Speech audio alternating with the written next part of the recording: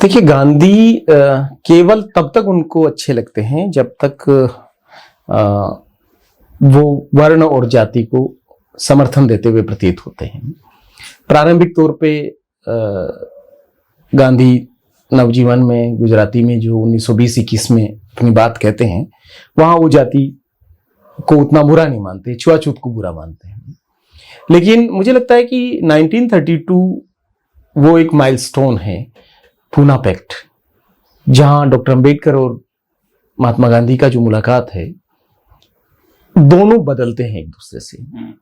और गांधी उसके बाद कुछ और है, और अंततः तो गांधी वहां आ जाते हैं जहां वो ये कहते हैं कि मैं किसी उस शादी में नहीं जाऊंगा जिसमें एक ही जाति के लोग शादी कर रहे हैं, मैं अंतरजातीय शादियों में जाना पसंद करूंगा। तो ये बहुत बड़ा बदलाव है गांधी के जीवन में। तो जैसे ही गांधी दलितों के पक्ष में खड़े हो जाते हैं और उनको राजनीतिक रूप से मजबूत होने के मामले में वो समझौता करते हैं डॉक्टर अंबेडकर के साथ, आप देखेंगे कि गांधी के साथ आरएसएस का बदलाव वहां से शुरू होता है। और वो बदलाव निरंतर घृणा में बदलते बदलते गांधी की हत्या तक पहुंचता है। वो तथ्य और सत्य में यकीन नहीं करते हैं, उनका केवल कथ्य में यकीन है। तो वो कुछ भी जो कह देते हैं और उसके इर्द गिर्द जो कहानी बनाते हैं, आप आरएसएस के प्रचारकों को सुनिए, आप सरसंघचालक को भी सुनिए, तो बेसिर पैर की एक कहानी वो लाते हैं। उस समय वहां पर वो हुआ, अब ये कौन सा समय है, कहां पर हुआ और क्या हुआ, इसका तीनों चीजें का कोई तथ्य नहीं है इसमें, लेकिन ऐसे कहानी बुनते हैं। और वो कथानक जो है, दरअसल ये देश ऐसी ही कहानियों में यकीन करता है, उसको तथ्य वथ्य से कोई ज्यादा लेन देना नहीं है। ऐसी कहानियां जो सरलता से लोगों को मिल जाए, तो मुझे लगता है कि बहुत सारा गॉसिप को आरएसएस ने हिस्ट्री बना दिया है। दोस्तों नमस्कार, बतकही श्रृंखला में आपका स्वागत है। बतकही श्रृंखला में आज हमारे साथ हैं भंवर मेघवंशी जी। भंवर मेघवंशी जी एक ऐसे कार्यकर्ता हैं जिन्होंने समाज के जो कुछ मूल सवाल हैं कि जैसे हमारे समाज के बीच सौहार्द कैसे रहा है, कैसे लोगों के बीच दोस्तियां रही हैं, और एक समय ऐसा भी आया कि जब इस दोस्ती या जो हमारे संबंध हैं उनके बीच कई तरह के दरारें डाली गईं। कई बार ये दरारें विचारधारात्मक रूप से, कई बार कुछ संगठन बना करके बेनाम टाइप के, जो अलग अलग मौके पर हमें दिखाई पड़ती हैं। भंवर मेघवंशी जी ने इन सब के खिलाफ लिखा है, बोला है और सक्रिय कार्यकर्ता के रूप में अपना योगदान किया है। इसके लिए कई बार उन्हें, जो हमारी सरकारी जुबान में कहें तो उन्हें इसकी कीमत भी चुकानी पड़ी है। उनकी कई सारी महत्वपूर्ण किताबें, जैसे मैं एक कार सेवक था, अरावली का पथिक, या भूटान की भी उन्होंने यात्राएं की है, बाबा साहब अम्बेडकर के विचार, ऐसी बहुत सारे बातों पर उनकी राय हम जानने का प्रयास करेंगे। सर, मैं किताबी दुनिया की तरफ से आपका स्वागत करता हूं। और आपकी जो यात्रा शुरू हुई आपके गांव से, जहां पर आप गांव से शहर आते हैं और एक विचारधारा के साथ आपका जुड़ाव बनता है, तो कई बार जिन सपनों को लेकर के हम आते हैं, क्या वो सपने आपकी जिंदगी में जो थे उनकी परिणति क्या हुई बाद में? बहुत शुक्रिया सर, बतकही का खास तौर पे। मुझे लगता है कि हम जैसे जिस पृष्ठभूमि से निकल करके आते हैं, ग्रामीण क्षेत्र से, हम बहुत सारे सपनों के साथ नहीं आते हैं। और सपने देखना भी इस देश में एक प्रिविलेज की बात है, हर किसी की बस की बात नहीं कि वो सपने देख सकें।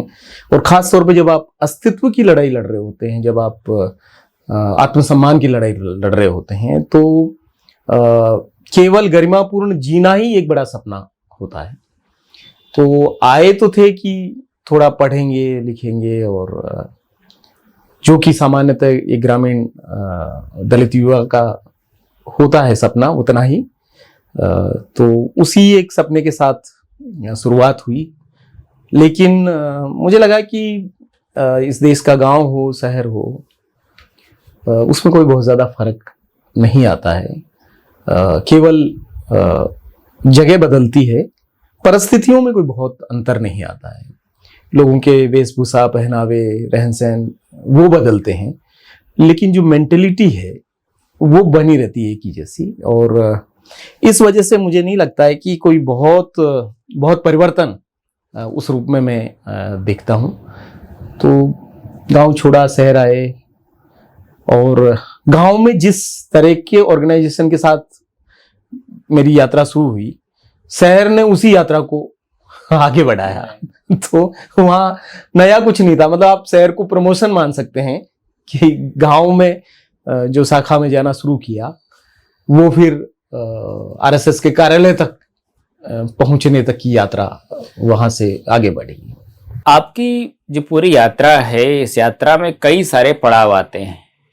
जैसे आपका घोर समर्थन भी दिखाई पड़ता है एक तरफ, और उस समर्थन के पीछे आप अपने पिता को भी माफ नहीं करते हैं और कहते हैं कि कहीं न कहीं आपके अंदर समझौतावादी या कांग्रेस की विचारधारा का असर है। और एक समय तब भी आता है कि जब आपको सामने से पता चलता है कि हमारे घर का जो खाना है वो वहां पर स्वीकृत नहीं हो सकता, खाया नहीं जा सकता है। और दूसरी तरफ ये भी आता है कि जब हम कुछ बयान देखते हैं जिसमें समानता की बात और सब भी बातें आती हैं, क्या महसूस होता है कि क्या है आखिर में दलित समाज के साथ जो व्यवहार है वो क्या है? तो ये यात्रा के विभिन्न चरण आपको नजर आते हैं, पर ये अलग अलग नहीं है, ये बहुत जुड़ी हुई यात्रा है।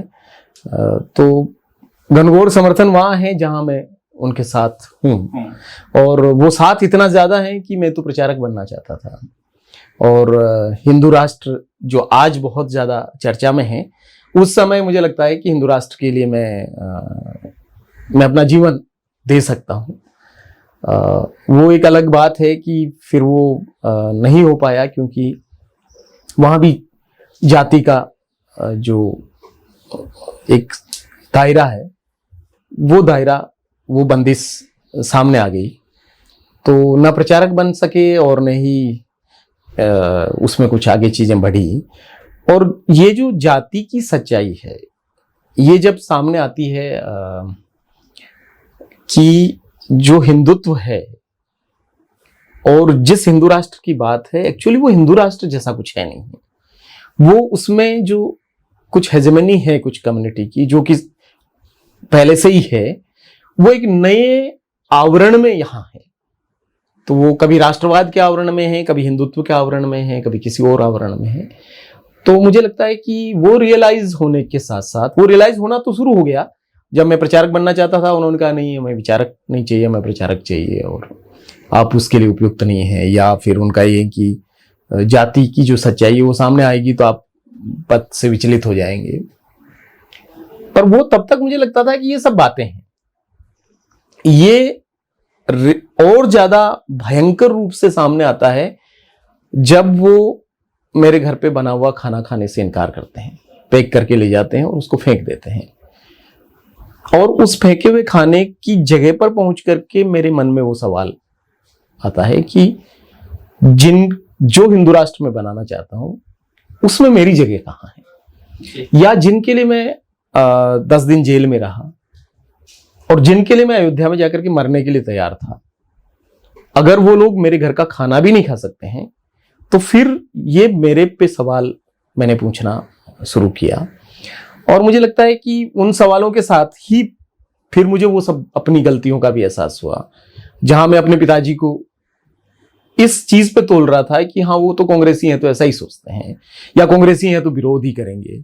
या उन्होंने जब कहा कि वो लोग खाना नहीं खाएंगे घर में, और मैं जानता हूं, तो मुझे लगा कि नहीं, आप जानते नहीं है हमारे संघ को, क्योंकि हमारे यहाँ ऐसा नहीं चलता, आपकी पार्टी में ऐसा चलता होगा। ये सब बातें भी हुई। और तब मुझे वो भी समझ में आया कि वो सब कुछ जानते हुए भी उन्होंने मेरे बचपने के रूप में उसको देखा और उन्होंने उसको माफ किया। लेकिन मैं सोचता हूं कि ऐसे कितने युवा होंगे, या मैं तो किशोरावस्था में जुड़ा, और मेरे लिए अपने पिता और वो उनका विचार जो है वो एकदम गलत था, क्योंकि मेरे मस्तिष्क में कोई एक और दूसरा विचार था जिसने मुझे ये सिखाया कि मेरे पिता जिस विचार को मानते हैं वो विचार मूलतः ही गलत है। उसने देश का नुकसान किया है, उस पार्टी के जो नेता हैं वो देश के बंटवारे की जिम्मेदार हैं, उनकी अहिंसा कायरता है। ये सब बातें जो है ये यहाँ से जो भरी गई और इसी उम्र में इस देश के करोड़ों युवाओं के में वो भरी जाती है और अंततः बहुत कम होते हैं जो उससे निकल पाते हैं, नहीं तो उसी में रहते हैं। तो आज लोग कहते हैं कि व्हाट्सएप यूनिवर्सिटी से ये फैल रहा है या ये सब चीजें, मुझे लगता है कि ये सदैव से ही वहां से एक रूमर और इस तरह की चीजों को स्प्रेड करने का ये काम रहा है। तो उस जमाने में भी पीएन ओक की किताबें चलती थी आरएसएस में कि ताजमहल तेजोमहल शिव मंदिर है, क्रिश्चियनिटी कृष्ण नीति है। तो ये सब चीजें तब भी थी और हमने वो पढ़ी हो, या गांधी के खिलाफ जो किताबें थी, या डॉक्टर अंबेडकर का आरएसएस के प्रति क्या प्रेम था, उन्होंने सावरकर की क्या मदद करी, जिसका कोई सबूत कहीं नहीं मिलता है, ना अंबेडकर के साहित्य में मिलता है, ना अंबेडकरी लोगों के लिखे हुए में कहीं मिलता है। लेकिन वो सारी कहानियां बुनी गई और वो कहानियां किताबों के रूप में है। तो मेरा अंबेडकर से वास्ता भी जो हुआ वो वहां से हुआ जहां मेरे लिए अंबेडकर पूरा भगवा अंबेडकर है, जो संस्कृत को राष्ट्रभाषा बनाना चाहते हैं, जो भगवा को तिरंगा की जगह पे राष्ट्रध्वज बनाना चाहते हैं, और जो आरएसएस की प्रशंसा करते हैं। और फिर अंबेडकर के किसी जगह में वो मुझे बाद में नहीं मिला, लेकिन वहां रहते हुए तो मुझे बिल्कुल यकीन था कि हाँ ये बात तो सही है। आपने लिखा है कि 1980 के बाद जो प्रेम है वो ज्यादा बढ़ा है अम्बेडकर से। तो ऐसा क्या हालात बने कि जो 1980 तक तो अम्बेडकर को लेकर के दूसरी धारणाएं हैं, जैसे आपने उसमें लिखा हुआ है कि हिंदू कोड बिल को लेकर के जो बहस होती है और जिस तरह से उसमें श्यामा प्रसाद मुखर्जी बात रखते हैं, तो उस समय तक तो प्रेम के तथ्य दूसरे मिलते हैं। और 80 के बाद ऐसा क्या होता है कि जो अम्बेडकर को शामिल किया जाता है और बाद में मतलब सारे बातें अम्बेडकर के नाम से प्रचारित की जाती हैं। मुझे लगता है कि देखिए अम्बेडकर साहब के किसी आंदोलन में आरएसएस नहीं है। आरएसएस 1925 में बनता है, उसी महाराष्ट्र में बनता है जिस महाराष्ट्र में बाबा साहब अम्बेडकर अपने आंदोलन चला रहे हैं। तो महाड़ सत्याग्रह हो, कालाराम मंदिर प्रवेश का मामला हो, चाहे पुणे पैक्ट का समय हो, या येवला परिषद हो, बाद में कॉन्स्टिट्यूशन के निर्माण की बात हो, किसी जगह पर आप डॉक्टर अंबेडकर के किसी आंदोलन में आरएसएस को नहीं पाते हैं। अभी वो अपने आप को बहुत डॉक्टर अंबेडकर का प्रेमी बताते हैं और समर्थक बताते हैं, लेकिन मैं ये देखता हूं कि मनुस्मृति के दहन के बाद मनुस्मृति के पक्ष में सावरकर लंबा एक लेख लिखते हैं जो किताब के रूप में आता है। तो वो एक काउंटर है। साइमन कमीशन के वक्त में सेपरेट इलेक्टोरल जो मिला या मिलने वाला था, उसमें हेडगेवार साइमन कमीशन के खिलाफ सभाएं करते हैं और येवला परिषद में डॉक्टर अंबेडकर जब धर्मांतरण की बात करते हैं तो सावरकर उसका बहुत विपरीत विरोध करते हैं। संविधान निर्माण की पूरी प्रक्रिया से आरएसएस बाहर है। संविधान जब बनता है तो उसके खिलाफ में ऑब्जर्वर संपादकीय लिखता है और कहता है कि मनु जैसे महान विधि निर्माता की संहिता पर ध्यान नहीं दिया गया और विदेश से आयातित एक ऐसा संविधान बनाया गया जिसमें भारतीय कुछ भी नहीं है। हिंदू कोड बिल में आपने पूरा देखा, स्वामी करपात्री महाराज के पीछे कौन थे? करपात्री जी ने जो आंदोलन किया कोड बिल के खिलाफ और 50,000 लोगों की भीड़ वोट क्लब में लाकर के उन्होंने रामला मैदान में जो किया पूरा, जिसमें डॉक्टर अंबेडकर और नेहरू जी के पुतले फूके गए, उसके पीछे पूरा आरएसएस था। और उसके बाद भी आप गोलवलकर का किताब बंच ऑफ थॉट में पढ़ते हैं, भीमा कोरेगांव में जाकर के डॉक्टर अंबेडकर द्वारा जो शौर्य दिवस मनाया जाता था उसके खिलाफ पूरा एक पेज गोलवलकर लिखते हैं बंच ऑफ थॉट में, विचार नवनीत में, और वो कहते हैं कि अंग्रेज परस्ती में एक अछूत नेता इतना अंधा हो गया, बाबा साहब अम्बेडकर के प्रति इतनी एक घृणित भाषा का उपयोग है। अंबेडकर एनिलेशन ऑफ कास्ट की बात कर रहे हैं और गोलवलकर पूरे समय स्ट्रेंथन ऑफ कास्ट की बात कर रहे हैं कि कास्ट हमारा वैशिष्ट है, जाति हमारी समाज की विशिष्टता है। तो ये आपको 1970 तक पूरा नजर आता है, 1925 से 1970 तक के पूरे 10 इवन 75 तक भी नजर आता है, जहां पर आरएसएस किसी भी रूप में डॉक्टर अंबेडकर के साथ नहीं है, उनके विचारों के साथ नहीं है, उनके खिलाफ है। फिर ये शिफ्ट क्यों हुआ? क्योंकि मुझे लगता है कि दलित पैंथर मूवमेंट महाराष्ट्र में खड़ा होना, बामसेब का आना और 1980 में इस विचार का राजनीति में बदलना, बसपा के रूप में बदलना, मान्यवर कांसीराम का जो उदय है, और फिर ये जो बढ़ा, तो उसके बाद 1986 के आसपास आरएसएस राष्ट्रीय समरसता मंच बनाता है और डॉक्टर अंबेडकर का गुणगान शुरू करता है और उनको राष्ट्र ऋषि कहता है, आधुनिक मनु कहता है। और फिर दत्तोपंत ठेंगड़ी उनकी जीवनी लिखते हैं और उसमें वो सारी कहानियां बनाई जाती है कि उन्होंने आरएसएस की शाखा देखी और वो बहुत खुश हुए कि उसमें जाति पाति नहीं थी, या ये दावा करते हैं ठेंगड़ी कि वो बाबा साहब के भंडारा के चुनाव में इलेक्शन एजेंट थे।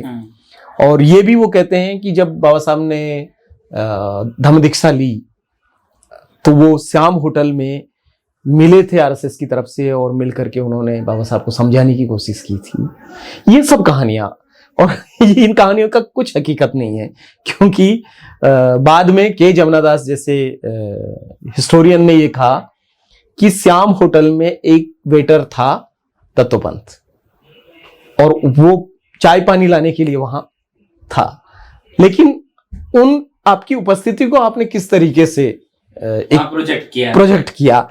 और फिर आपने ये भी लिख दिया कि डॉक्टर अंबेडकर ने उत्तर प्रदेश में किसी एक भाषण में बहुत प्रशंसा की इन लोगों की, मतलब किस भाषण में की, कहां भाषण दिया, कौन सी जगह थी उत्तर प्रदेश की, कुछ भी नहीं है। आपने बस कैसे भी कहानियां बनाई, क्योंकि उनको लगा कि दलित चेतना जिस तरीके से विस्तार पा रही है और उसका एक राजनीतिकरण हो रहा है, वो उनके लिए नुकसानदायक होगा। और फिर ये सारी कहानियां बनाई गई और इसी बीच में नफरत भी आई बाहर, जब उन्हीं के व्यक्ति अरुण शौरी ने वर्शिपिंग द फॉल्स गॉड लिखी।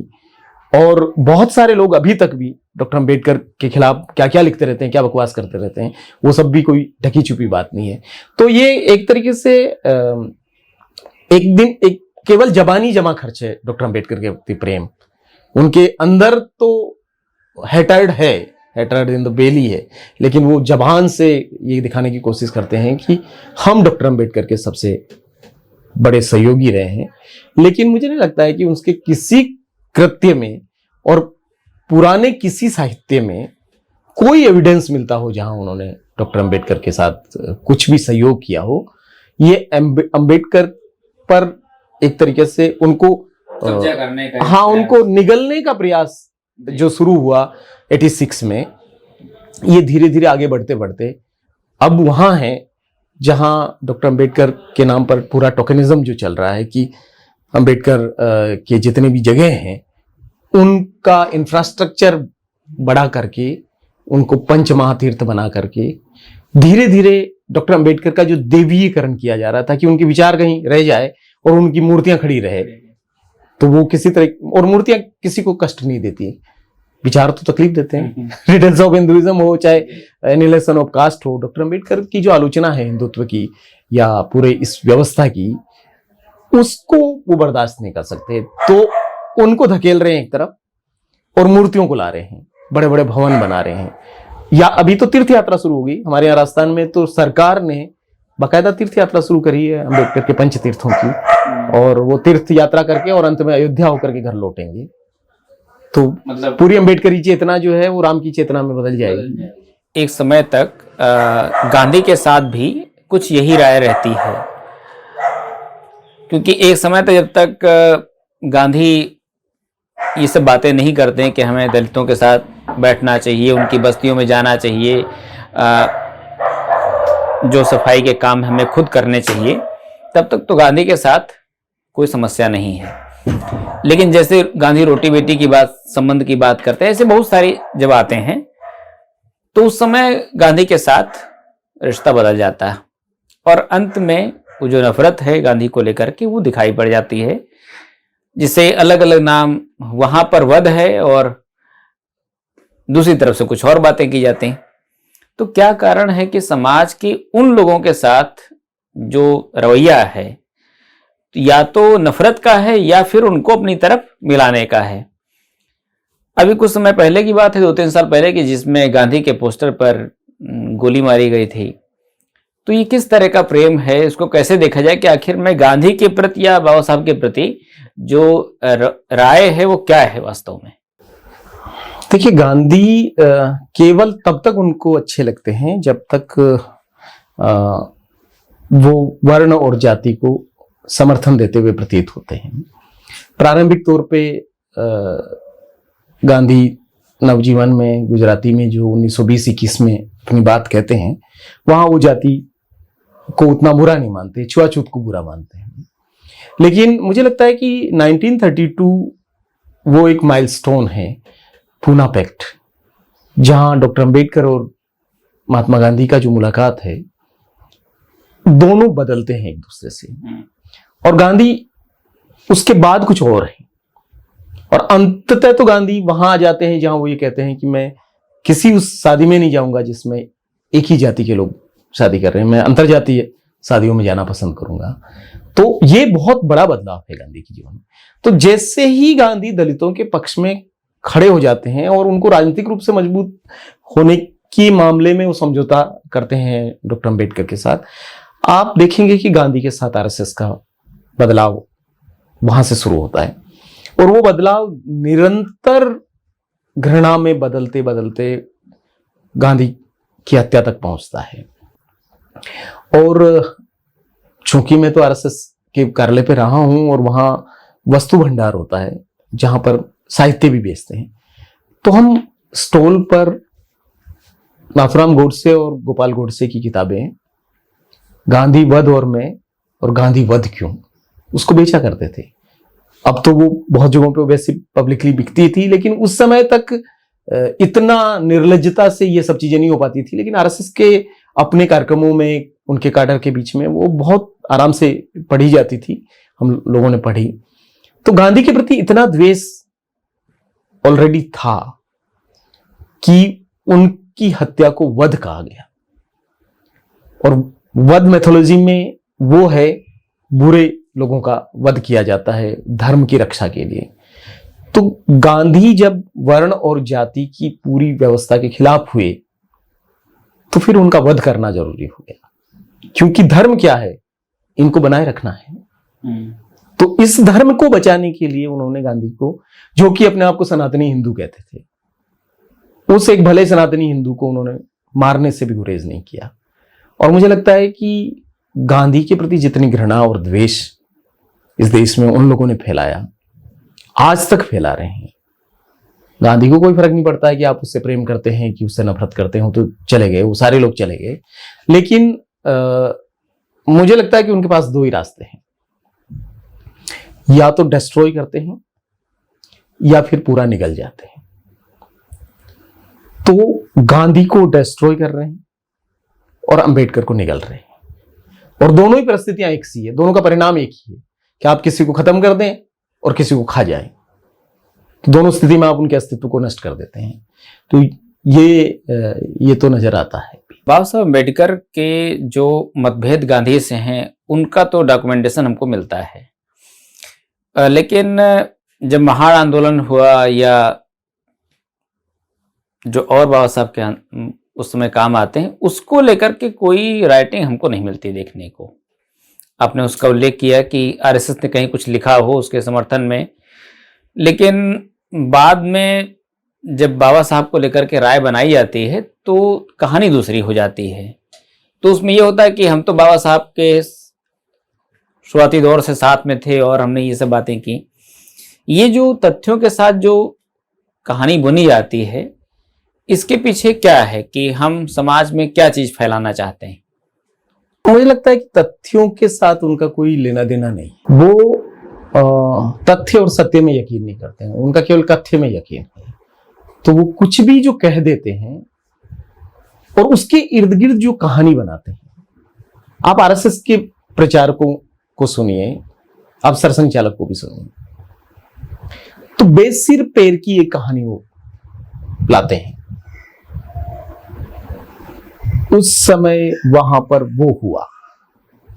अब ये कौन सा समय है, कहां पर हुआ और क्या हुआ, इसका तीनों चीजें का कोई तथ्य नहीं है इसमें, लेकिन ऐसे कहानी बुनते हैं। और वो कथानक जो है, दरअसल ये देश ऐसी ही कहानियों में यकीन करता है, उसको तथ्य वथ्य से कोई ज्यादा लेन देना नहीं है। ऐसी कहानियां जो सरलता से लोगों को मिल जाए, तो मुझे लगता है कि बहुत सारा गॉसिप को आरएसएस ने हिस्ट्री बना दिया है। और इसलिए इन सब चीजों का फैक्ट चेक जब किया जाएगा, तब पता चलेगा कि आप कहां थे।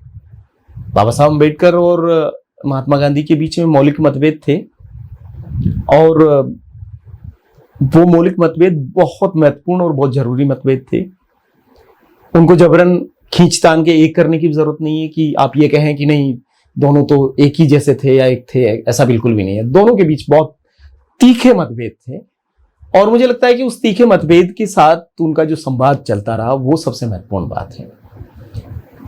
लेकिन इतने मतभेदों के बावजूद भी गांधी और अंबेडकर मिलते हैं। ये आरएसएस ये लाए कि हेडगेवार और गांधी, गोलवलकर और गांधी कहां मिलते हैं, कहां बातें करते हैं।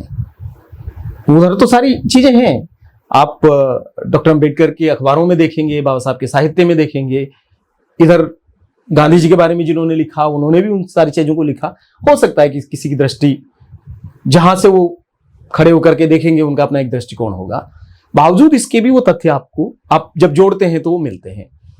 लेकिन यहां कुछ भी नहीं होने के बावजूद भी कहानियां बनाई जाती हैं, और वो कहानियां सबकी बारे में, इवन गांधी के बारे में भी आरएसएस की कहानियां हैं, जहां वो वर्धा में गांधी जी का आरएसएस की शाखा में जाने का एक वर्णन करते हैं। और मुझे लगता है कि उस जमाने में गांधी जाते थे कई जगहों पे और मिलते थे, लेकिन मुझे लगता है कि आरएसएस का सत्य से, तथ्य से वाकई कोई लेन देना नहीं, आज भी कोई लेन देना नहीं है।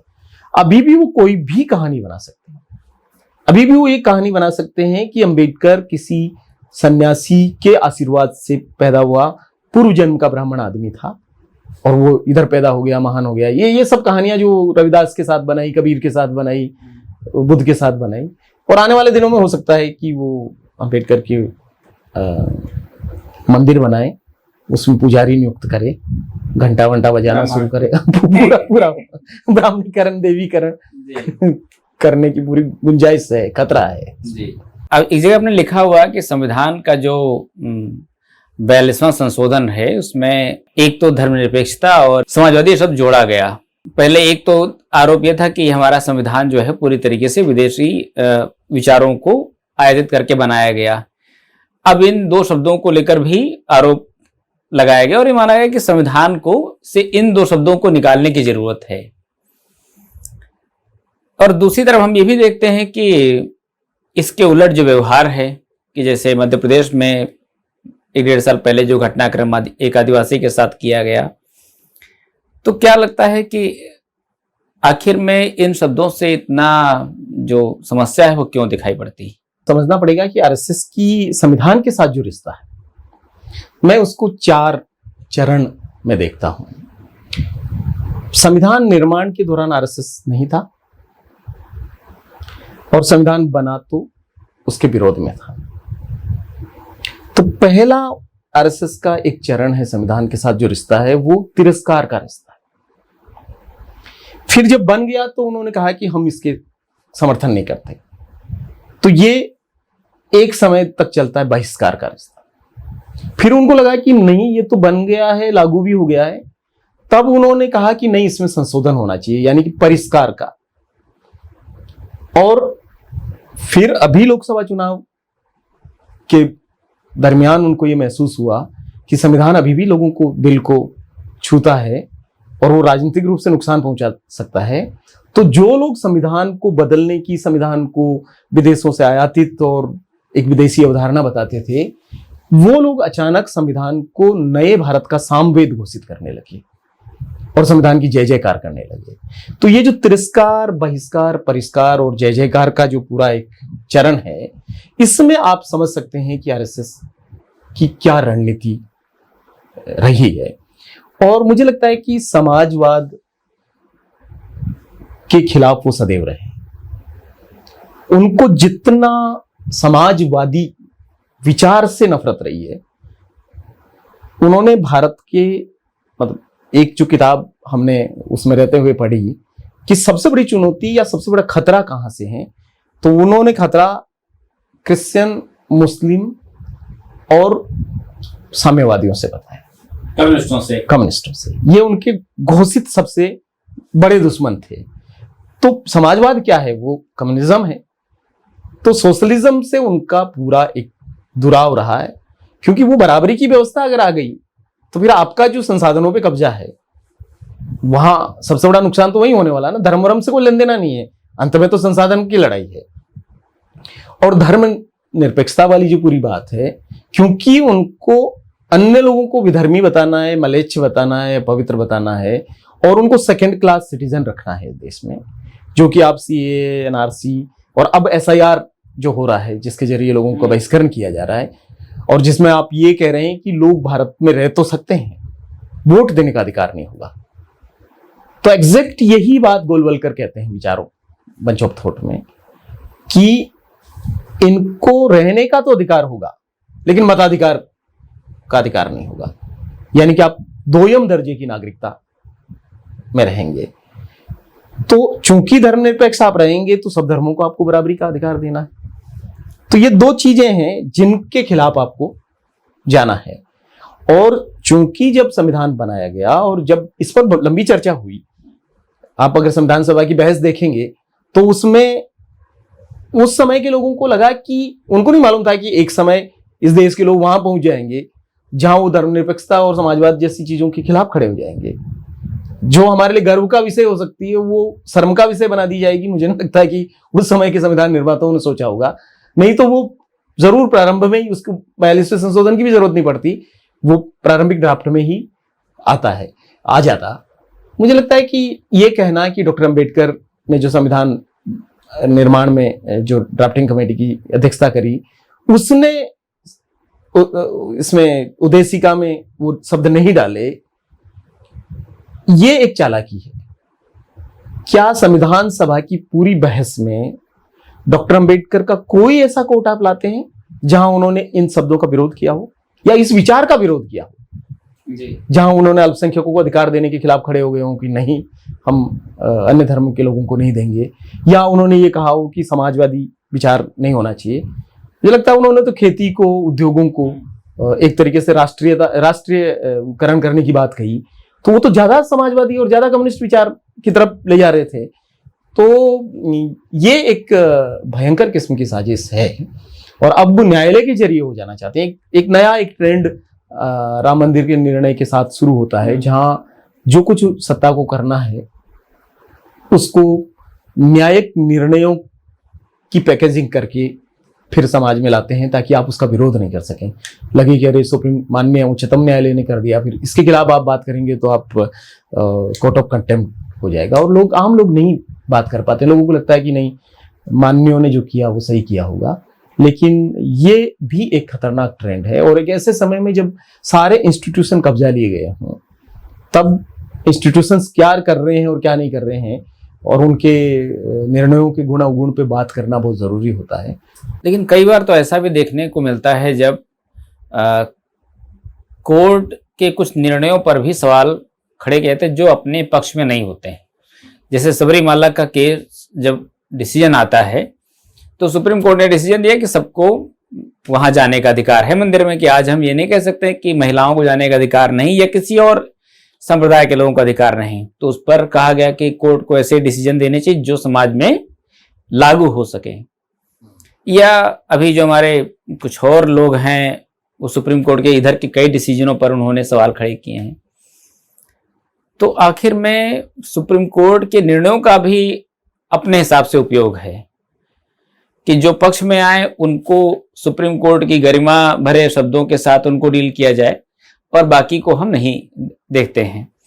अब इसी से एक जुड़ा हुआ सवाल है कि जैसे अगर आपकी लेखन से हम उसको जोड़ते हैं कि आपने लिखा है कि जो पूरी यात्रा है आरएसएस की, इसमें आप शुरुआती दौर से देखिए कि तो स्वयं सेवकों में भी जाति का जो विभाजन है वो साफ तौर से दिखाई पड़ता है। और आपने उसका उल्लेख किया है कि जब भोजन की बात आई तो ये हुआ कि ब्राह्मणों ने विरोध किया और तो उनको अलग बैठाया गया और इनको अलग बैठाया गया।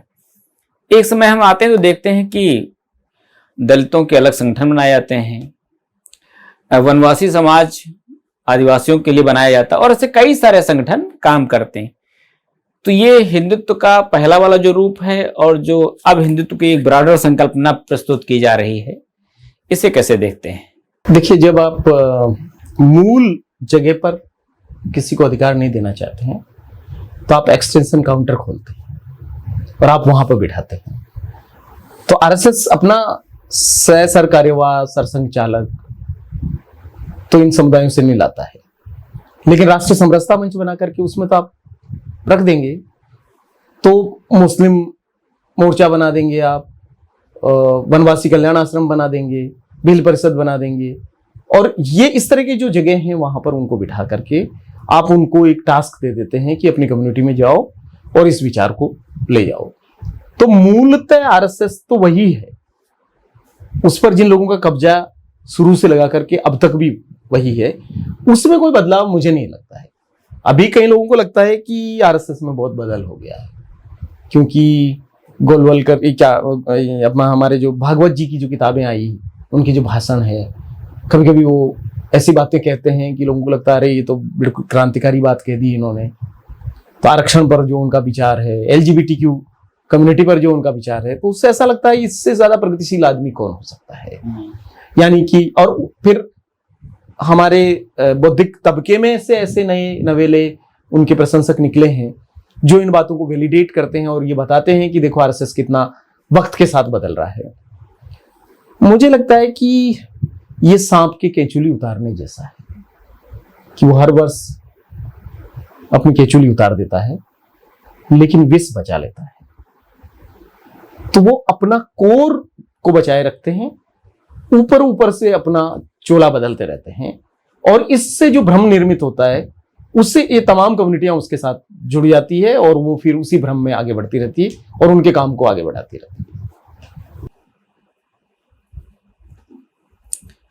आपने आरक्षण को लेकर के कई सारे लेख लिखे हैं, तो उसी से जुड़ी हुई बात है कि जैसे एक तरफ ये होता है कि जब संविधान में आरक्षण दिया गया तो उसका एक समय सीमा थी कि इतने समय तक ये लागू रहेगा, फिर इसके बाद विचार किया जाएगा।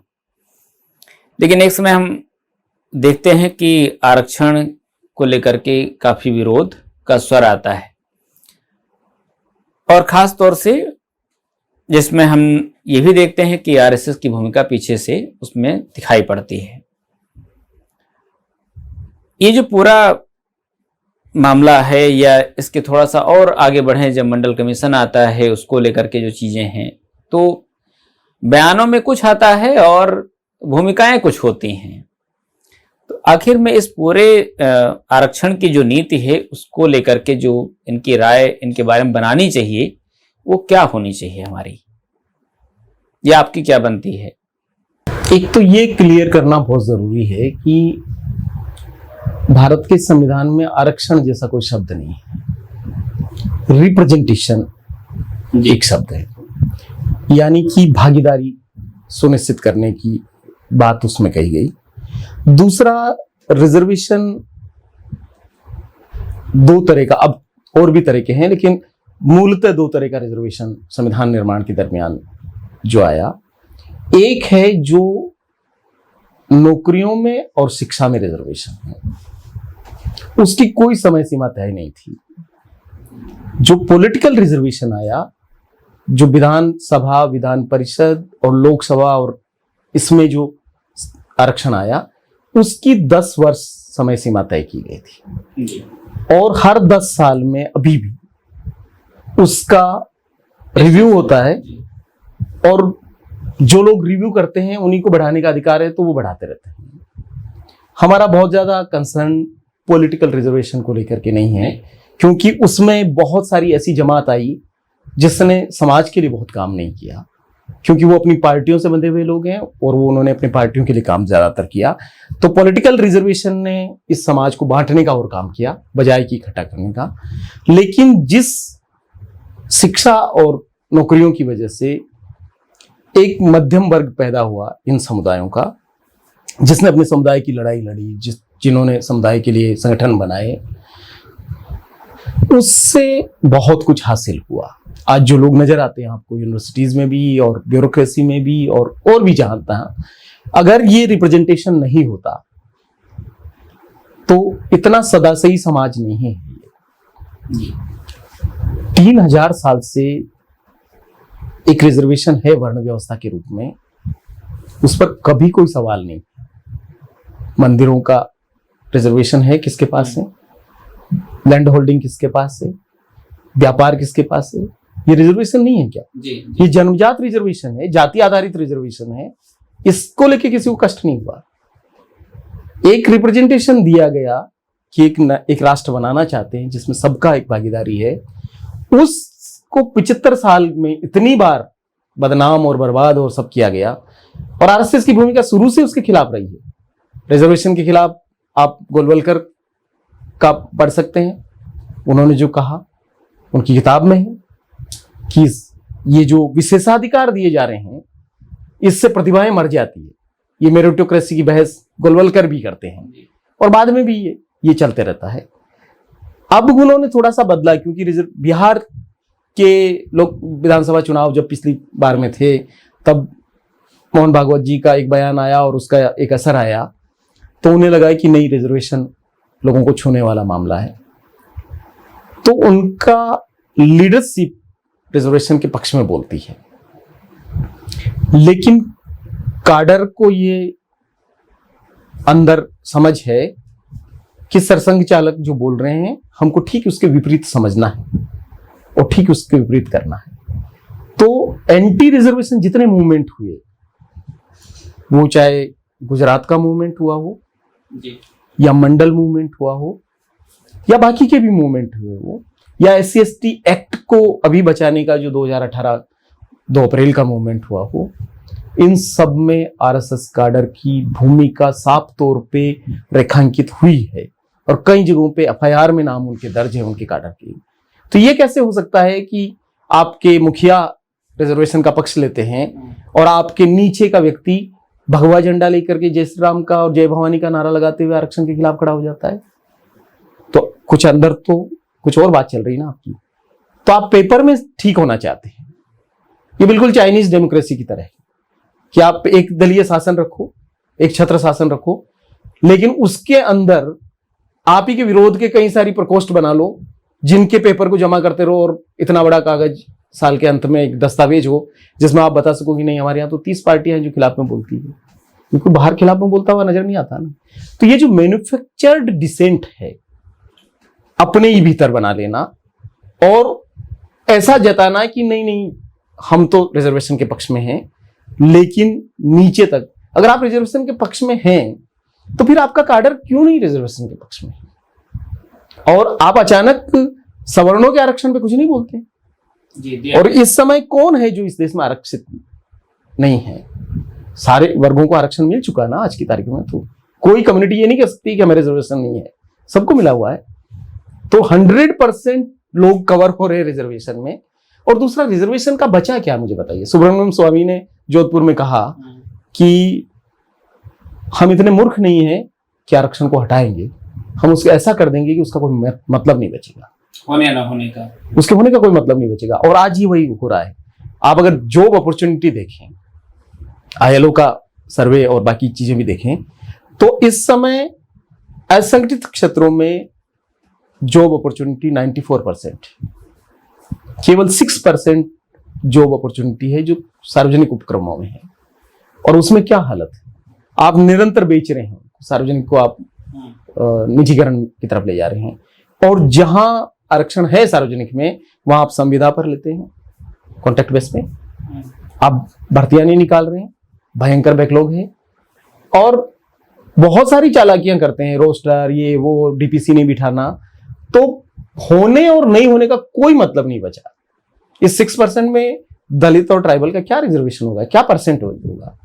2%।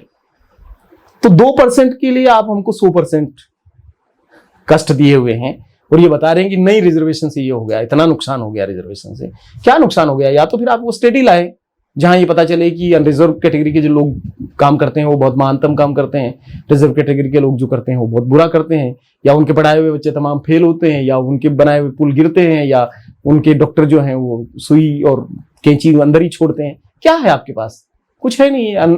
एक ऐसी फर्जी मेरिट का बात किया जा रहा है इस देश में जिसका कोई वजूद नहीं है। आप जहां से खड़े और जहां से दौड़ रहे हैं और जो पीछे से दौड़ के आ रहा है उसको आप कहते हैं जी बराबर होगा। कैसे बराबर होगा? वो आदिवासी बच्चा कैसे बराबर होगा जिसको स्कूल में वो भाषा समझ में नहीं आती है, जो 7-8 किलोमीटर चल के आता है, नदी पार करके आता है? आपके बच्चे नहीं पार कर सकते। आपके बच्चे जो घर में एसी में रहते हैं, बस में एसी में जाते हैं, स्कूल में एसी लगा हुआ होता है, उसको एक दिन उस धूप में निकाल के देखिए, जैसलमेर की धूप में या अरावली के जंगलों में, वो जिंदा शाम तक घर नहीं आएंगे। बावजूद इसके आप कह रहे हैं हम मेरिट के लोग हैं, हम प्रतिभावान लोग हैं। तो मुझे लगता है कि ये बहुत अन्यायपूर्ण एक तरह की प्रतिस्पर्धा है और इसका कोई मतलब नहीं है। और आरक्षण पर बात करना ही, और आरक्षण आज की तारीख में केवल लोगों को अपमानित करने का तरीका हो गया है कि आप जाति की मूल बीमारी पर बात करना जब शुरू करते हैं तो मूल बीमारी को लोग कहते हैं कि इसको तो रहना चाहिए, लेकिन उसका उपचार जो है आरक्षण, उसको खत्म होना चाहिए। मतलब कोविड रहना चाहिए, वैक्सीन नहीं होने देंगे। तो इसको कैसे आप देखें? जी, इस दौर में नया नहीं है कि कई सारी पुरानी जगहों को तलाश किया जा रहा है कि कहाँ पर हिंदू मंदिर हो सकते हैं या कहाँ पर कुछ और चीजें तलाशी जाएं। हम इसको एक ट्रेंड के रूप में भी देख सकते हैं कि जो पहले जिनको तलाशा गया, इसके बाद एक नया भी, और अब वो परंपरा लगातार आगे बढ़ रही। उसमें कोई जिला अदालत उसको संस्तुति करती है और धीरे धीरे वो चीजें शुरू हो जाती हैं। राजस्थान में भी इस तरह का कुछ हुआ। तो जब जींद का हुआ था तो उसके उस समय के क्या हालात थे आपके यहाँ? जी हाँ जी, मस्जिद की एक बात आपने लिखी है ना? ओ अच्छा, जी, आसीन। देखिए, ये आरएसएस का इतिहास के उत्खनन का जो काम है या इतिहास के पुनर्लेखन का जो काम है, उन्होंने इतिहास पुनर्लेखन और इतिहास संकलन समिति बनाई और उसके जरिए उन्होंने ऐसे हिस्टोरियन पैदा किए जो इन सब बातों को करते थे। और आसींद वाली घटनाक्रम में जो मस्जिद थी, कलंदरी मस्जिद थी, और वो एक मंदिर समूह के बीचों बीच थी। तो जैसे जैसे समाज में असहिष्णुता पैदा हुई और ये फैला 92 के बाद आफ्टर बाबरी मस्जिद, और लोगों को भी उससे प्रेरणा मिली कि हम भी अपने इलाके में जो इस तरह की मस्जिदें हैं, पुरानी चीजें हैं, उनको हम गिराएं। और कई लोगों को इससे अपनी नेतृत्व को उभारने का भी एक मौका मिला कि हम कितने कट्टर हिंदू के रूप में अपने आप को दिखा सकें। अब इतनी पुरानी जर्जर इमारतें जिनको आप नहीं भी गिराते तो 10-5 साल में वो गिर ही जाती, क्योंकि उनका कोई रिपेयर करने वाला तो नहीं था, कोई कुछ नहीं था, लेकिन वो समाज की सहिष्णुता के प्रतीक के रूप में वहां पर थी। और उनको इस सूरवीरता के साथ गिराया गया कि जैसे आपने कोई बहुत बड़ा युद्ध जीत लिया हो। और अब तो युद्ध जीते जा रहे हैं, अभी तो 500-600 साल पुराने युद्धों को भी जीता जा रहा है। अभी राजस्थान में हल्दी घाटी का युद्ध जीता गया है किताबों में। तो ये जो तरीका बनाया जा रहा है, और कई सारी जो मजारें हैं उनको मिसमार किया जा रहा है, उनकी जगह समतल की जा रही है, नई जगह खोजी जा रही है जहां पर। और बहुत सारे ऐसे समुदाय हैं भारत में जो दोनों तरफ की ट्रेडिशन को फॉलो करते हैं जी। ऐसी जगह हैं जहां मंदिर मस्जिद एक जगह है, कहीं तो मंदिर ऊपर है, मस्जिद नीचे है, मस्जिद ऊपर है, मंदिर नीचे है। ऐसी भी जगह हैं। बड़ी संख्या में लोग दरगाहों पे जाते हैं, बड़ी संख्या में लोग रामदेवरा मुस्लिम लोग भी आते हैं। हमारे इधर ऐसी कम्युनिटियां भी हैं जिनके नाम कृष्ण खान होते हैं, राम खान होते हैं, और वो फेरा फिरते हैं, वो निकाह करते हैं, दोनों तरह के कपड़े बांधते हैं, दिवाली भी मना लेते हैं, ईद भी करते हैं। तो ये रहा समाज में, क्योंकि ये हजारों साल तक आप जब साथ रहते हैं तो एक दूसरे से साथ रहते हैं, सीखते हैं, भाषा सीखते हैं, खाना पीना सीखते हैं, रहना सीखते हैं। कश्मीर का पंडित हो या मुसलमान हो, जैसा खाना खाता है, उसको एक जैसी जगह में रहना पसंद है, उस एटमॉस्फेयर में, उसका खाना एक जैसा है, उसकी भाषा लगभग एक जैसी है। दक्षिण का मलयाली मुस्लिम जो है वो उर्दू से ज्यादा मलयाली बोलना पसंद करेगा, और वो एक दूसरा जो मलयाली क्रिश्चियन है, मलयाली हिंदू है, मलयाली मुस्लिम है, उनका भाषा जो उनको जोड़ती है वो एक अलग चीज है। तो मुझे लगता है कि आप कितना इसको अलग अलग करेंगे। ये जो दूध और पानी का मेल है, इसको अलग अलग करने का जो प्रयास किया जा रहा है, ये बहुत प्रयास के बावजूद भी अभी भी मैं देखता हूं कि बहुत सारी जगहों पे ऐसी चीजें होती है जहां लाखों की तादाद में लोग आ रहे हैं। इतने जहर के बावजूद लोग एक साथ आ रहे हैं। आप इतना कुछ लोगों में नफरत फैला दिए, उसके बावजूद भी एक साथ हैं। जो कुछ चल रहा है सोशल मीडिया पर या जो कुछ ये चला रहे हैं, इस पे भरोसा करें तो गृह युद्ध के हालात हैं देश में। लेकिन जब बाहर निकल के देखते हैं, लोग प्रेम से रह रहे हैं, एक साथ काम भी कर रहे हैं। पर मुझे लगता है कि बहुत ज्यादा नफरत भरी जा रही है।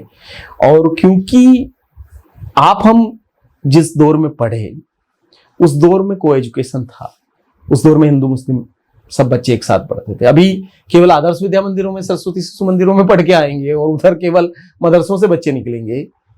तो मुझे लगता है कि फिर ये जो जनरेशन आ रही है, जिसने वाकई एक दूसरे को जाना नहीं है, समझा नहीं है, उसको फिर व्हाट्सएप के जरिए आप नियंत्रित कर सकते हैं, उसको आप ब्रेन वॉश कर सकते हैं। और इसको बचाने की बहुत इस समय सर्वाधिक जरूरत मुझे लगती है। इस प्रयास को अगर देखा जाए तो आप भारत जोड़ो यात्रा में शामिल हुए थे, क्या यही भावना थी या कुछ और उस यात्रा में शामिल होने के पीछे उद्देश्य था? जब भारत तोड़ो का इतना बड़ा चल रहा हो, मुझे लगता है कि फिर भारत जोड़ो का विचार के साथ हर वो व्यक्ति जो आइडिया ऑफ इंडिया में विश्वास करता है, उसको जाना चाहिए था। तो जब मुझे निमंत्रण मिला, ईमेल मिला राहुल गांधी जी के दफ्तर से कि वो अपनी यात्रा के दरमियान बहुत सारे आर्टिस्टों से, कलाकारों, लेखकों से, पत्रकारों से, सोशल एक्टिविस्टों से मिल रहे हैं, तो उन्होंने मुझसे पूछा कि क्या मैं मिलना चाहता हूँ। तो मैंने कहा निश्चित रूप से मिला जाना चाहिए। और हम लोग करीब 8 किलोमीटर 40 मिनट तक साथ साथ चले। और मुझे उनसे बात करके अच्छा लगा, क्योंकि मैं ये मानता हूँ कि वो व्यक्ति जो मन से सोचता है वही दिल का उसके जबान पर भी है। वो ऐसा पॉलिटिशियन नहीं है जो अंदर कुछ सोचता है बाहर कुछ कहता है। तो एक बेलाग तरीके से, ईमानदारी से अपनी बात कहने वाला व्यक्ति, और एक लंबे दौर के बाद एक वैचारिक रूप से प्रतिबद्ध व्यक्ति सड़क पे उतरा उस विचार को बचाने के लिए, जिस विचार को बचाने के लिए हम सब लोग प्रयास कर रहे हैं अपनी अपनी लिमिटेड कैपेसिटी में। तो वही कारण था उनके साथ चलने का, और बाद में भारत जोड़ो अभियान बना तो उसके साथ भी जाने का। नहीं तो हमारा कोई राजनीतिक कारण तो है नहीं, और नहीं राजनीतिक कोई ऐसी आशा है, अभिलाषा है कि कुछ बनना है, कोई चुनाव लड़ना है, ये सब नहीं है। हमारा काम है कि उस तरह का काम जो भी करे, जो भी लोग सांप्रदायिक ताकतों के खिलाफ लड़ रहे हैं, जो भी लोग भारत के इस सोशल फैब्रिक को बचाने के लिए कोशिश कर रहे हैं, और जो लोग सामाजिक न्याय की बात कर रहे हैं, वो लोग चाहे वामपंथी हों, चाहे बहुजन राजनीति के लोग हों, चाहे समाजवादी राजनीति के लोग हों, चाहे कांग्रेस के लोग हों, मेरा उनको पूरा समर्थन है।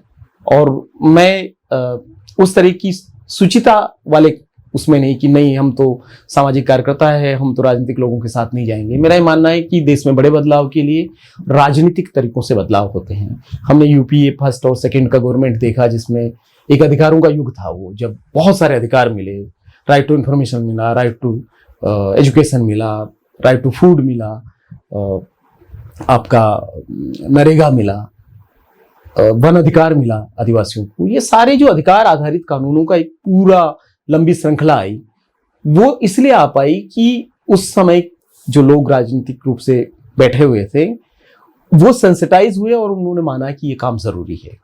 हम जो सोशल एक्टिविस्ट हैं, हम ज्ञापन देते रहेंगे, धरना करते रहेंगे, हम छोटे छोटे कुछ बना देंगे टापू की, यहाँ हमने एक प्रयोग कर लिया और ये हमने एक मॉडल बना दिया, उससे नहीं चल सकता है। जब नरेगा लागू हुआ 40,000 करोड़ रुपए की जरूरत पड़ी उसमें, तो वो बिना राजनीति के नहीं हो सकता। तो इस वजह से मैं पॉलिटिकल लीडरशिप जो है और खासतौर पे पॉलिटिकल कैडर जो है सेक्युलर पार्टियों का, मैं सबके साथ एंगेज करता हूँ और मैं निरंतर उनके बीच में जाकर के अपनी बात मैं पीछे ये भी नहीं देखता है कि हाथ का निशान है, कि लालटेन का निशान है, कि साइकिल का है, कि हाथी का है, कि कौन सा निशान है।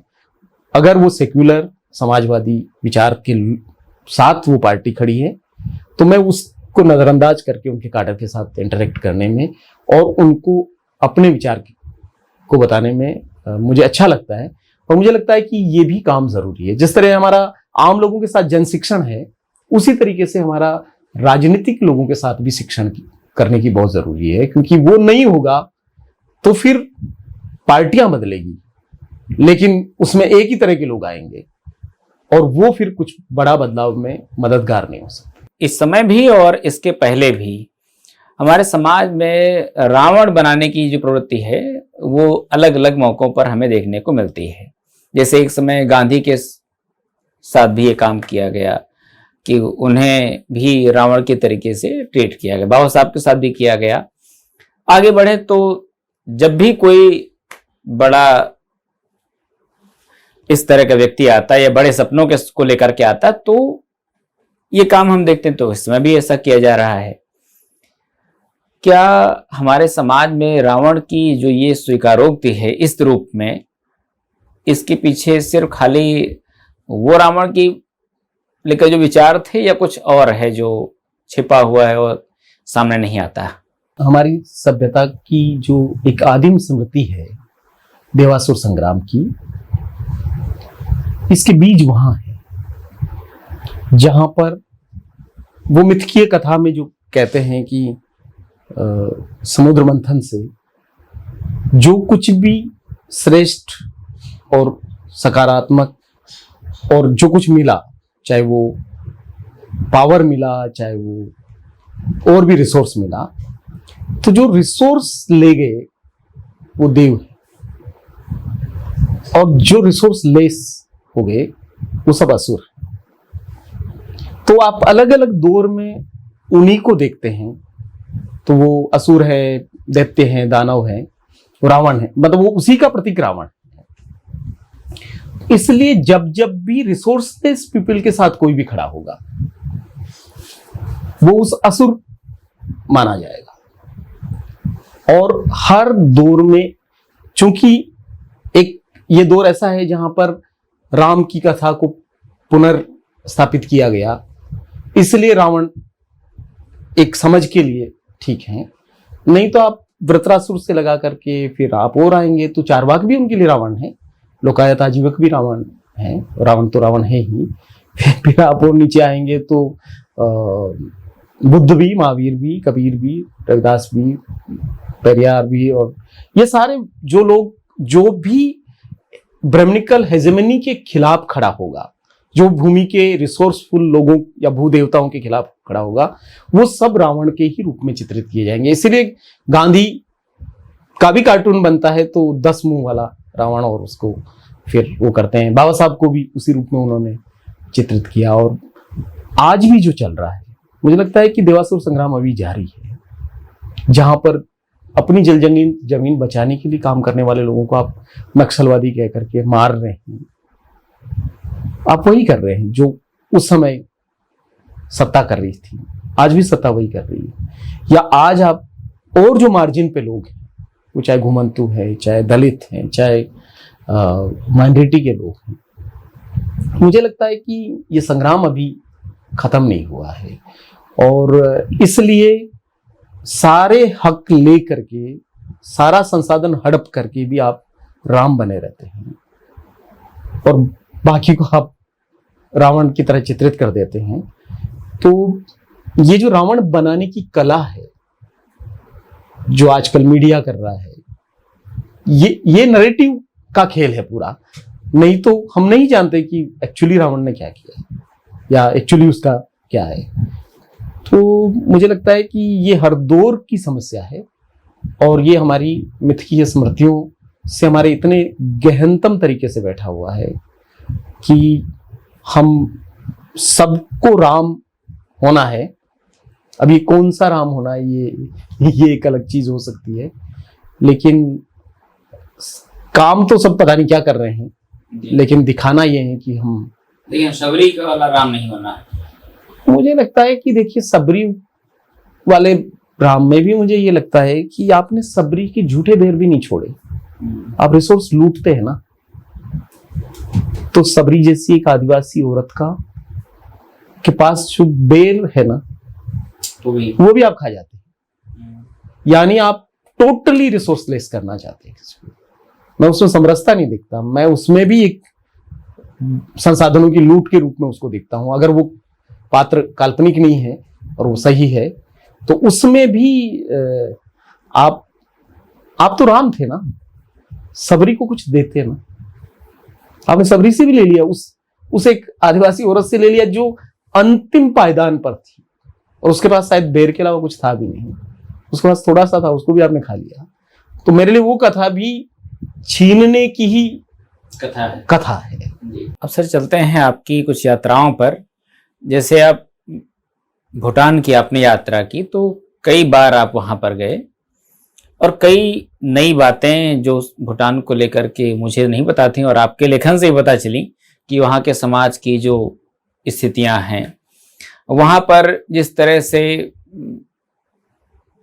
देवताओं को लेकर के जो संकल्पना है कि जैसे वहां पर कृष्ण की पूजा होती है, उसके मुखौटे बनते हैं। क्या है वहां के समाज की छवि आपके दिमाग में? मुझे भूटान में जो सर्वाधिक आकर्षण लगता है, एक तो उन्होंने 70-75 सालों में कास्टलेस सोसाइटी बनाई। उनकी थर्ड किंग ने ये तय किया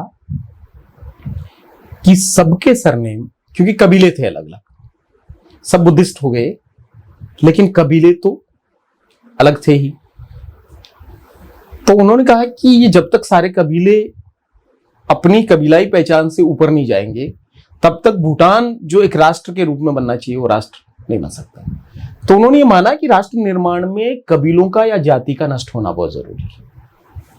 तो उन्होंने क्या किया कि ये तय कर दिया देशव्यापी रूप से कि चाहे राजा हो चाहे वहां का आम नागरिक, सबके सरनेम आम तरीके के होंगे, और किसी भी परिवार में एक ही फैमिली में अगर 4 भाई बहन हैं तो किसी का भी सरनेम मिलेगा नहीं। एक संज्ञेय होगा, एक नामगेल होगा, एक वांगचुक होगा, एक किंगा होगा।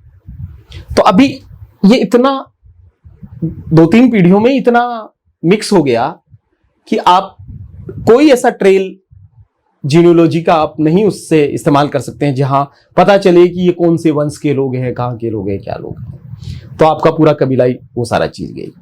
दूसरा, वहां के समाज में अरेंज मैरिज नाम की कोई चीज नहीं है। मतलब अनिवार्यतः आपको प्रेम ही करना है और प्रेम विवाह ही होगा।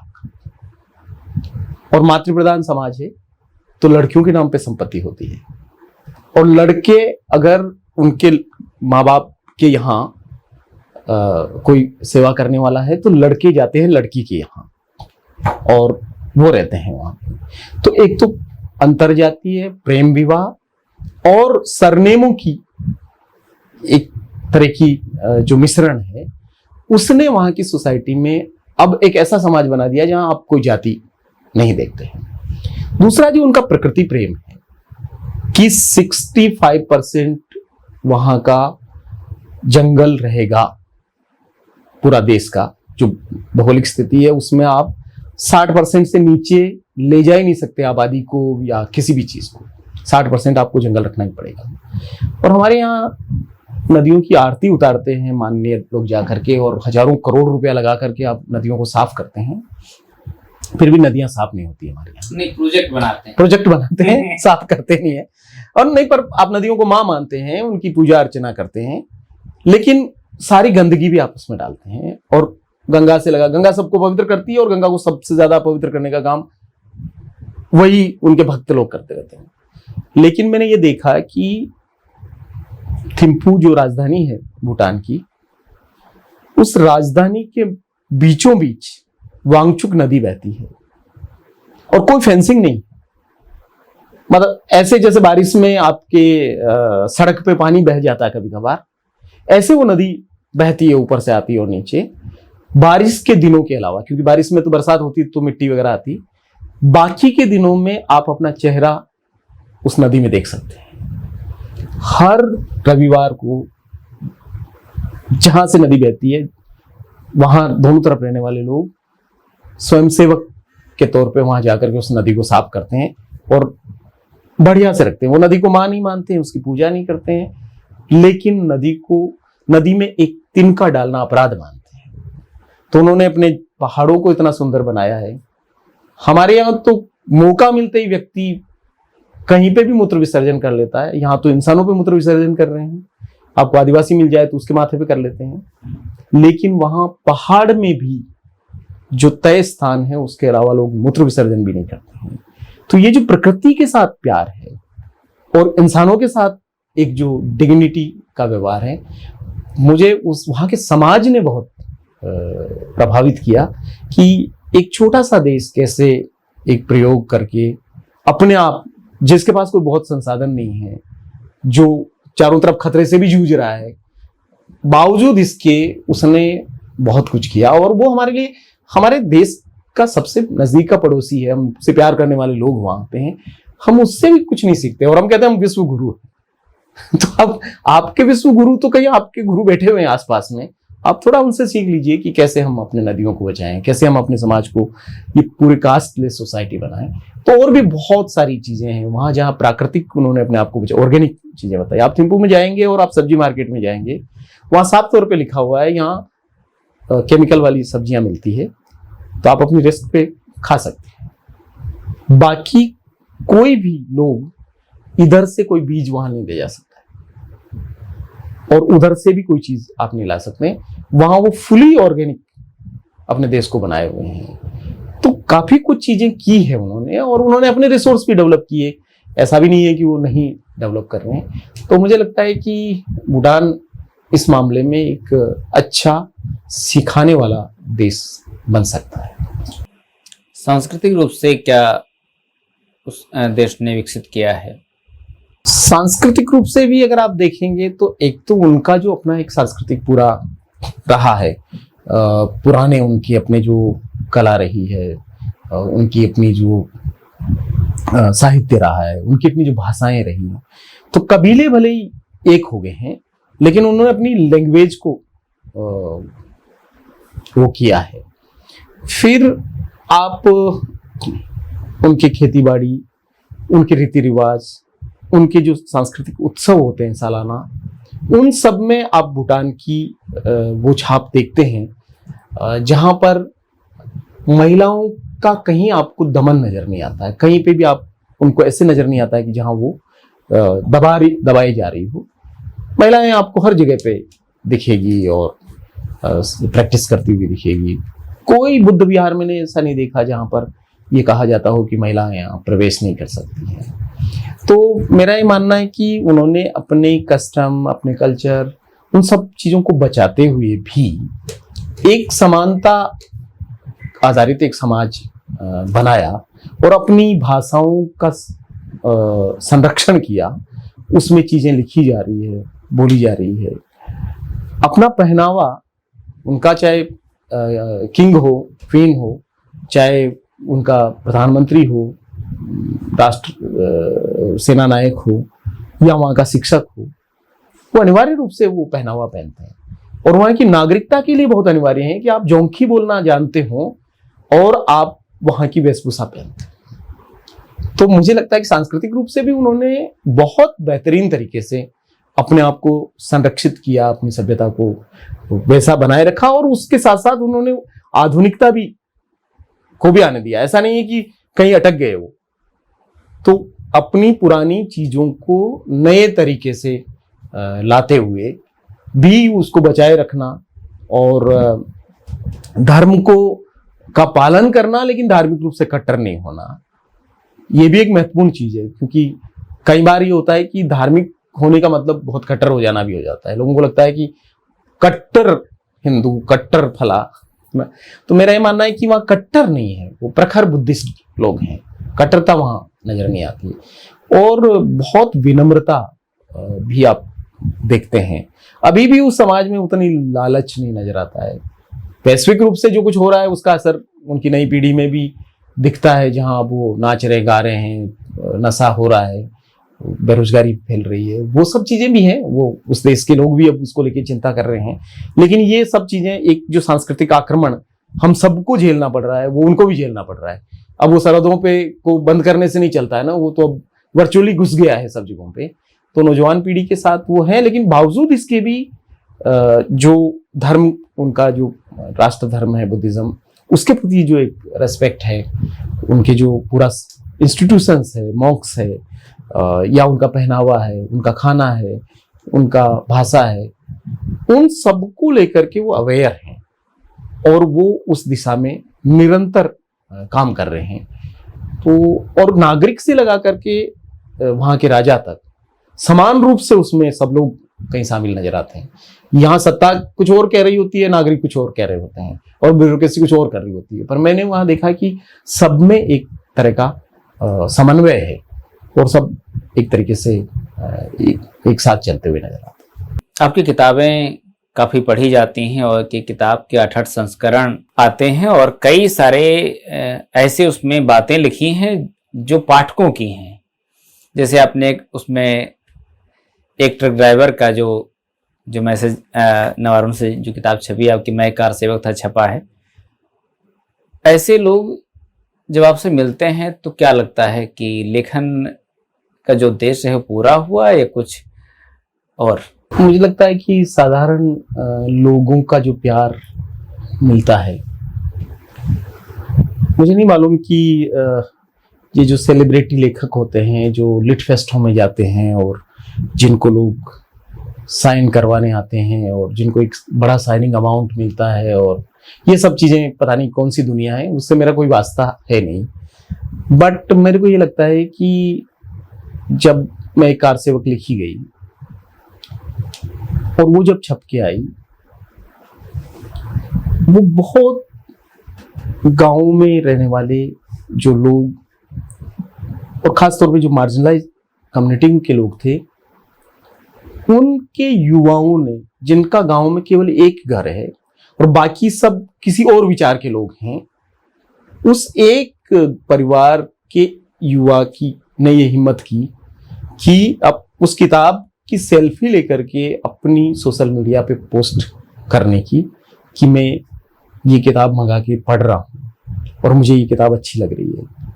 मैं मानता हूं कि ये एक राजनीतिक बयान जैसा है, जहां कोई नहीं बोल रहा है, बड़े बड़े बुद्धिजीवी चुप हो जा रहे हैं, वहां गांव का एक युवा जिसका भी कैरियर बनना है, जिसको अभी बहुत जीवन जीना है और जिसको मालूम है कि गांव में क्या सत्ता के समीकरण है और क्या चीजें चलती है, वो जो चेतना को बढ़ाने में जो योगदान साहित्य करता है। फिर जब मैं निकलता हूं, क्योंकि मैं बहुत सफर करता हूं, और जिस तरीके से चौराहे चौराहों पर लोग आते हैं और किताब के बारे में चर्चा करते हैं, और बहुत ही सामान्यतः गांवों में, बहुत दूर दराज के गांवों में लोग अपने थैले में से ला करके और वो मैगजीनें या वो छोटी छोटी किताबें मेरे सामने उड़ेल देते हैं कि देखो हमने ये मंगाई और ये पढ़ी। तो मुझे लगता है कि लिखने का जो उद्देश्य था वो पूरा हुआ। और ये किसी भी बड़े से बड़े अवार्ड से ज्यादा महत्वपूर्ण अवार्ड है जब लोग ये कहते हैं कि हमने ये पढ़ा या हमने ये सीखा, या वो अपने सोशल मीडिया पे लिखते रहते हैं। तो वो सारा प्रचार ऐसे ही चलता है कि हमने ये मंगाया, ये पढ़ा, ये सारी चीजें की। तो और मुझे इससे ये भी समझ में आया कि जिन समुदायों को आपने पढ़ने लिखना नहीं दिया अभी तक, उनमें जब पढ़ने की भूख पैदा होती है और वो जब पढ़ने लगते हैं तो वो अपने आदर्श निर्मित करते हैं, अपना मूल्यबोध निर्मित करते हैं इन सब चीजों से। तो मेरा ये मानना है कि जो समाज बदलने के काम में लोग लगते हैं, उनको अनिवार्य रूप से बौद्धिक संपदा का निर्माण करना चाहिए, क्योंकि केवल भौतिक संपदा से ही काम नहीं चलने वाला है। अंततः हम वैचारिक रूप से लोगों को तैयार नहीं कर पाए। तो मेरे लिए लेखन जो है वो मेरे एक्टिविज्म का ही एक रूप है। मैं बिल्कुल भी, ये मेरे लिए संभव ही नहीं है कि मैं किसी पहाड़ में जाकर के और एक शांत कमरे में मैं लिखूं, मुझसे लिखा ही नहीं जाता है। तो मैं सारा चीजें जो लिखता हूँ, ट्रेन में अगर मुझे अपर बर्थ मिल गई है, साइड अपर, तो मैं वहां बैठ करके अपना लैपटॉप खोल लेता हूँ या मोबाइल या अपनी किताब, और वहाँ ऑफिस की तरह चलता है मेरा सारा काम। मैंने कई सारी चीजें एयरपोर्ट पे लिखी होगी, रेलवे स्टेशन पे लिखी होगी, या मैं गाड़ी में आगे बैठ करके अपना बेल्ट लगा करके और मैं अपना सारा चीज। तो मुझे कोलाहल में ये सब चीजें लिखना पसंद है, क्योंकि मेरा सारा लेखन जो हुआ है वो नारे लगाते हुए, पीछे नारे लोग लगा रहे हैं या पुलिस सामने खड़ी है, लोग बैरिकेड्स पे चढ़ रहे हैं और उसी समय एक प्रेस नोट लिखना है या उसी समय एक छोटा सा पीस लिखना है। तो मुझे घूमते हुए, लोगों से मिलते हुए, लोगों की आवाजों के बीच में मुझे कुछ शांति वांति में नहीं आता, मेरा दिमाग ही शांत हो जाता है उधर। तो मेरा ये मानना है कि सब लोगों को जो भी लिख रहे हैं उनको अनिवार्य रूप से ये देखना पड़ेगा कि वो कैसे लोगों को तैयार करने वाला, जन शिक्षण वाला चीजें लिख सके। अगर केवल हम अपनी, वो जो स्वांतः सुखाय वाला मामला है कि भाई अपनी खुशी के लिए कुछ लिख रहे हैं, तो मुझे ऐसी कल्पना भी नहीं आती है। मेरे लिए, मैं नदी पर भी जब कुछ लिख रहा हूं तो मेरे लिए उस नदी को बचाने के जो संघर्ष चल रहे हैं, मेरे दिमाग में वो संघर्ष दिखते हैं। या जब मैंने पूरी अरावली की यात्रा की तो उस पूरी यात्रा में जो इलीगल माइनिंग है या जो वहाँ का जो समाज है आदिवासी और वो पूरी सारी चीजें, तो मेरे लिए वही सारी कहानियां थी। तो हल्दीघाटी भी जब मैं पहुंचा तो मुझे वहाँ हकीम खां सूर याद आए, और जो महाराणा प्रताप की तरफ से लड़ते हुए वहाँ शहीद हो गए, और मुझे उनका मजार दिखा। वहाँ के गाइड खान ने जब बातें की तो मेरा वो अध्याय वही है, हल्दीघाटी का गाइड खान। तो मेरा ये मानना है कि लिखना मजेदार है, पर वो समाजोपयोगी है, तो तभी तक मैं उसको करना चाहता हूँ, नहीं तो फिर मैं उसको बंद कर दूंगा। सर, इसी से जुड़ी बात है कि अरावली, चूंकि आपने बात की है, इस किताब के बहाने जो आपकी यात्रा है, उस यात्रा में क्या क्या हासिल हुआ अभी तक, कि अरावली को घूमते हुए आपने क्या क्या देखा कि समाज में क्या चीजें चल रही हैं और हमारा जो सत्ता का तंत्र है उसको कैसे देखता है? मुझे अमृतलाल वेगड़ की नर्मदा की तीनों किताबें पढ़ने के बाद ये लगा कि अरावली जो इस देश का, दुनिया के सबसे प्राचीन 5 पहाड़ों में से एक है, और हमारे देश के सबसे प्राचीन पहाड़ में से एक, और इतना लंबा, जो गुजरात से लगा करके दिल्ली तक को, मतलब लगभग 4 राज्यों को जोड़ता है। और ख़ास तौर पे हमारे राजस्थान में हमारे लिए वो एक ऐसी भौगोलिक सीमा निर्मित करता है जहां दूसरी तरफ थार का मरुस्थल है और इस तरफ हम पठार में रहते हैं।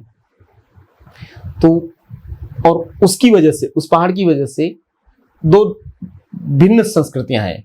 एक ही समुदाय के दोनों तरफ जो लोग हैं वो बिल्कुल ही विपरीत हैं, और उनके बीच में कोई रिश्ते नहीं हुए, क्योंकि पहले तो बहुत मुश्किल था कि एक पहाड़ को आप पार करके जा पाते हैं। तो मेरे लिए ये एक सांस्कृतिक यात्रा थी, इसको समझना, और एक ऐतिहासिक यात्रा भी थी। तो जब मैंने शुरुआत किया तो ईडर, जहां से ये शुरू हुआ, वहां के जो अरावली के जो पत्थर हैं, वहां अरावली उस रूप में पहाड़ के रूप में नहीं है, वो नजर आता है जैसे कोई प्रागैतिहासिक काल का कुछ ढांचा है, जहां छोटी छोटी गुफाएं हैं और छोटे छोटे पहाड़ हैं। तो वहां से अरावली को मैंने समझना शुरू किया, और फिर अरावली में सर्वाधिक किले हैं, तो फिर उन किलों में जब घूमे तो कहीं रूठी रानी का महल, तो ये लगता था कि ये प्रिविलेज किसको हासिल था कि एक रानी रूठ जाए और रूठ के पहाड़ पे बैठ जाए, उसके लिए उस पहाड़ पे राजा एक महल बनाए। तो राजा ने तो नहीं बनाया होगा, तो इस रूठी हुई रानी के रूठने का कीमत समाज में किसने चुकाया होगा, किसके श्रम से ये सब जो चीजें बनी होंगी। तो ऐसे फिर मैंने देखना शुरू किया। फिर उसमें जब लोग मिलना शुरू हुए तो अलग अलग तरह के लोग, अलग अलग कल्चर है वहाँ। तो आप अगर देखेंगे अरावली का जो पठार वाला इलाका है, वहाँ देव संस्कृति है, देव नारायण एक लोक देवता है, तो वो पार्ट नजर आता है जहाँ देव संस्कृति होती है। अरावली में महादेव नजर आते हैं जगह जगह पे, शंकर ही शंकर। और अरावली के उधर चले जाते हैं आप डेजर्ट में, तो रामदेव जो 15वीं सदी के पीर हैं वो नजर आते हैं।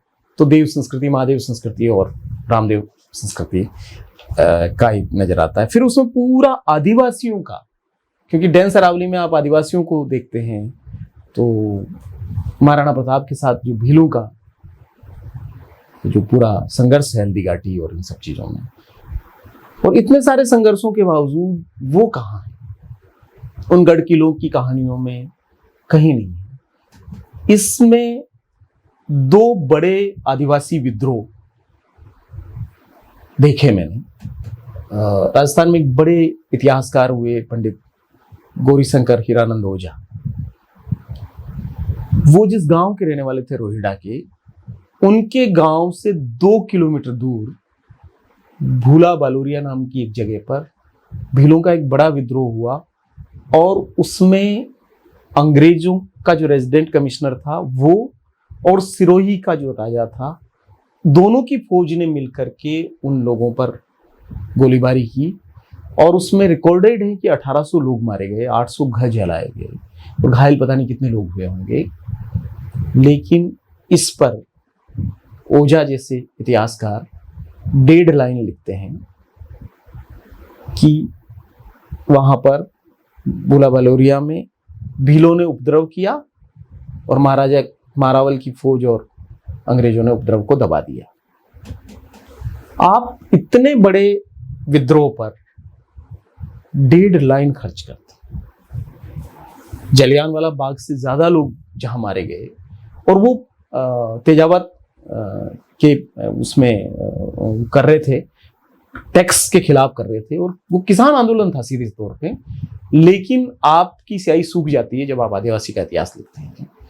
तो वहां पर एक सरकार ने स्मारक घोषित किया, और उस समय के माननीय मुख्यमंत्री जी ने जो स्मारक का उद्घाटन किया, मैं जब पहुंचा वहां तो उद्घाटन का पत्थर ही लोग गायब कर दिए।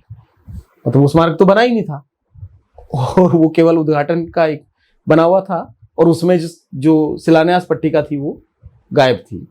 तो मैंने वहीं बैठ करके मुख्यमंत्री को चिट्ठी लिखी कि जिसका आप शिलान्यास करके गए, और जो पौधा आपने लगाया हुआ वो पौधा इतना बड़ा हो गया है कि उसकी छाया में बैठ के मैं ये लिख पा रहा हूँ यहाँ पर, वो स्मारक आज दिन तक नहीं बना है, क्योंकि वो आदिवासियों का सादत का जगह है।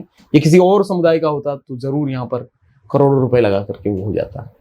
फिर बाद के 2-3 साल बाद मुझे लोगों ने बताया कि वहां पर एक भव्य स्मारक बन करके फिर तैयार भी हो गया। लेकिन इस तरह का जितना भी लोक स्मृति का जो इतिहास था, ओरल हिस्ट्री थी, मैंने लोगों के मार्फत जो सुना उसको ट्रेवलॉग के जरिए मैंने लिखने की कोशिश की।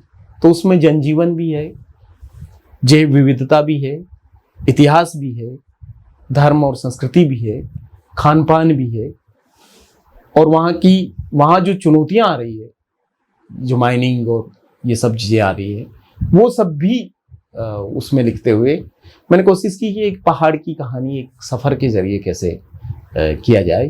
क्योंकि मुझे लगता है कि जिस तरीके से जयपुर के आगे उस पहाड़ को बिल्कुल खोद दिया है, और वहां पहाड़ नहीं है, खड्डे हैं, तो ये बचा हुआ जो पहाड़ है, ये भी अगर उसी तरीके से माइनिंग माफिया की उसमें रहेगा तो एक दिन फिर पहाड़ केवल किताबों में होगा कि अरावली यहाँ पर था। तो वो खत्म हो जाए उससे पहले उसको दस्तावेजीकरण तो एक था ही, दूसरा वहाँ के समाज के साथ बात करते हुए कैसे अरावली को बचाया जा सकता है, वो भी एक उद्देश्य था। तो धीरे धीरे मूवमेंट अभी बन रहा है, लोगों की अपनी चेतना भी बन रही है, और आदिवासियों ने, दलितों ने, बाकी समाजों ने बहुत अच्छे से उसको लिया किताब को। और कई ऐसी चीजें जो आमतौर पे मुझे कहनी थी, और अगर मैं सीधे कहता तो शायद जो अभी चीजें चल रही है उसमें कई सारी चीजें आ सकती थी, उसको एक सफरनामे के जरिए कहने में एक सहूलियत हुई। तो मैंने ये सीखा कि जब सत्ता और सब कुछ विपरीत होता है तो आपको नए माध्यम ढूंढने चाहिए उन्हीं बातों को कहने के लिए। हो सकता है कि पुराने जमाने में वो बातें बहुत सीधी सपाट कही जा सकती हो, अभी और तरीके होने चाहिए जो। तो अरावली की यात्रा ने मुझे वो सिखाया। रामदेव पीर के साथ क्या कैसे जुड़ाव बना और उनकी भूमिका क्या है आपके समाज में या आपके जीवन में? दरअसल मैं जिस परिवार में पैदा हुआ वो कई पीढ़ियों से रामदेव पीर में विश्वास करने वाले लोग थे, तो हमें विरासत में ये मिला। गांव का जो रामदेव पीर का मंदिर है उसके अभी भी हम पुजारी हैं, लेकिन वो ऐसा पूजा का मतलब वो पूजा नहीं है। वो रामदेव पीर का देवरा होता है, मंदिर नहीं होता। अभी मंदिर कहना शुरू कर दिया, अभी उसमें मूर्तियां भी आ गई है, लेकिन ये जब हमने शुरू किया तो उसमें केवल चरण पादुकाएं होती थी और एक स्थान होता था जिस पर ऊपर कुछ भी नहीं होता था। तो सामान्यतः एक जो बुद्धिज्म का पंचशील का झंडा होता है ऐसा एक पचरंगी झंडा वहां पे लगता था और ये चरण पादुकाएं होती थी और उसको कहा जाता था कि ये अलख जी के पादुकाएं हैं और ये रामदेव जी का थान है। और उस पर लोग हर बीज को, द्वितीया को, शुक्ल पक्ष की आते थे, उस पर धूप लगाते थे और शाम के वक्त में दिया जलाते थे और लोग पैदल चल करके रामदेवरा यात्रा के लिए जाते थे। बस ये इतना था। और उसकी खूबसूरती ये थी कि इसको हिंदू भी मानते थे और मुसलमान भी मानते थे। तो हिंदुओं के लिए वो रामदेव जी थे और मुसलमानों के लिए रामसा पीर थे। और भारत में भी बड़ी मान्यता है और पाकिस्तान में भी, जो सिंध का पूरा इलाका है वहां भी बड़ी मान्यता, वहां भी मंदिर है उनके और वहां भी अभी भी 2-3 लाख लोग इकट्ठा होते हैं उनकी जो मेले होते हैं उसमें। और भारत के कई इलाकों के, खासतौर पे जो सौराष्ट्र वाला इलाका है, मालवा वाला पूरा इलाका है, गुजरात के कहीं और कच्छ वाला इलाका है, राजस्थान तो है ही, और दिल्ली से भी ये लोग पैदल चल करके वहां पर पहुंचते हैं। अभी भी पहुंचते हैं लाखों की तादाद में। अभी 35-40 लाख लोग अभी चलेंगे अभी और वहां पहुंचेंगे। तो लोग उनकी सेवा करते हैं आने वाले लोगों की। और ये कोई संगठित रूप से नहीं चलता है। अपने अपने गांव के बाहर लोग अपना टेंट लगाते हैं, आने वाले लोगों का सेवा करते हैं। और मैंने ऐसे एकदम कास्टिस्ट गांवों को देखा जिनमें आमतौर पे आप चले जाएं तो आपकी छाया से भी लोग परहेज करें। वो लोग इस महीने में, भाद्रपद का जो महीना होता है, उसमें रामदेवरा जाने वाले यात्रियों को रोकते हैं, हाथ जोड़ के रोकेंगे, उनको खाना खिलाएंगे। वो अगर पैदल चल के आए, थक गए हैं, तो गर्म पानी से पाँव धोएंगे और सरसों के तेल की मालिश करेंगे। वही लोग जो आपकी छाया नहीं पड़ने देते, वो उन लोगों से बिल्कुल ये नहीं पूछते कि तुम कौन सी जाति के हो, क्या हो। उनका सेवा करेंगे, उनको खाना खिला करके उनको रवाना करेंगे और रुकना चाहते तो करते हैं। तो ये जो आम लोगों में इस तरह की जो चीज हुई, रामदेव जी का जो मंदिर है वहाँ जो देवरा है पोखरण के पास, उसमें उनका एक मजार और उसकी 5 समय पूजा होती है, जो 5 वक्त की नमाज जैसा है। और उनका जो निजारी संप्रदाय था, वो इस्माइली निजारिया जो पंथ था, वो उससे बिलोंग करते थे। तो जब मैं, क्योंकि बचपन में तो केवल रामदेव जी की चमत्कार गाथाएं हमको कही गई, पर मुझे लगा ये चमत्कार तो मदारियों के काम है। मैंने कहा एक व्यक्ति केवल मदारी के रूप में हो रहा हो और उसकी इतनी मान्यता किसी समुदाय में, और खासतौर पे जो दलित समुदाय है उन समुदाय में इतनी भयंकर मान्यता, जहां कोई देवी देवता कोई मायने नहीं रखता, वो आपके ब्रह्मा विष्णु महेश का भी कोई मान्यता नहीं है, वेदों की कोई मान्यता नहीं है। तो ये पूरी श्रमण की परंपरा में ये कहाँ से आया, जहाँ हिंदू मुस्लिम का एक वो सारा चीज था। और ये अछूतों के बीच में इतना लोकप्रिय क्यों हुआ? तो मेरा वहां से जगह, फिर मैंने कुछ 15-17 बार वहाँ की यात्राएं की, फिर उसके बारे में पढ़ना शुरू किया और फाइनली रामदेव पीर पर एक किताब मैंने लिखा। तो वो जो चमत्कार की कहानियां हैं उसको मैंने अलग तरीके से कहा कि ये सामान्य चीजें हैं, और उनका जो एक उपदेशात्मक चीज, उनका लोक कल्याण के लिए जो काम, भूमिका है, उन सबको लाते हुए, और उसमें जो पूरा श्रमण परंपरा के जो तत्व हैं, बुद्धिज्म से क्या उन्होंने लिया, उसमें क्या चीजें हो सकती हैं, इस्लाम से क्या आया, उन सब चीजों का, जो कि हमारी एक जो साझी सांस्कृतिक धार्मिक समझ है, आध्यात्मिकता है, उसका एक प्रतीक के रूप में रामदेव पीर सामने आते हैं उस किताब में। और उसको काफी अच्छा रेस्पॉन्स भी मिला। वो कई लोगों के लिए बहुत दुखदाई था, क्योंकि जो लोग जिन्होंने ये कहा कि एक नया किस्म का रामदेव जी का भी इतिहास बनाया गया, जिसमें कहा कि रामदेव जी गाय की रक्षा करते हुए शहीद हो गए औरंगजेब से लड़ते हुए। तो मैंने जब पाया कि वो औरंगजेब के जमाने में रामदेव जी थे नहीं, वो उस समय दिल्ली की सल्तनत जो थी वो इब्राहिम लोदी के पास थी। और दूसरा ये कि वो डेजर्ट में गाय वाला मसला था ही नहीं, तो वो ऊंट की रक्षा करते हुए तो फिर भी मारे जा सकते थे, लेकिन गाय की रक्षा का कोई मामला नहीं था। और दूसरा वो जिस कल्ट को फॉलो कर रहे थे वो पूरा सिया निजारी इस्माइलिया खोजा संप्रदाय था, तो वो पूरी परंपरा अलग थी। और इसको इन्होंने कुछ और बना बनू करके सारा, क्योंकि सब जगह का हिंदुआइजेशन करके और हर मजार पे भगवा कपड़ा डाल करके उसके उर्स को मेला बना करके समाधि को मजार को समाधि बना करके ये जो पूरा निगलने की जो काम है वो रामदेव पीर के साथ भी उन्होंने किया। सर, आपने हमसे बात की और बहुत ईमानदारी के साथ अपनी बात रखी। दर्शकों को पता नहीं इससे कितना कुछ हासिल होगा, लेकिन मैं उम्मीद करता हूं कि वो आपकी किताबें जरूर पढ़ें, तो उनकी समझ ही बढ़ेगी और समाज को देखने का एक नया नजरिया भी मिलेगा। सर, आपका बहुत बहुत धन्यवाद। हम जल्दी फिर मिलेंगे।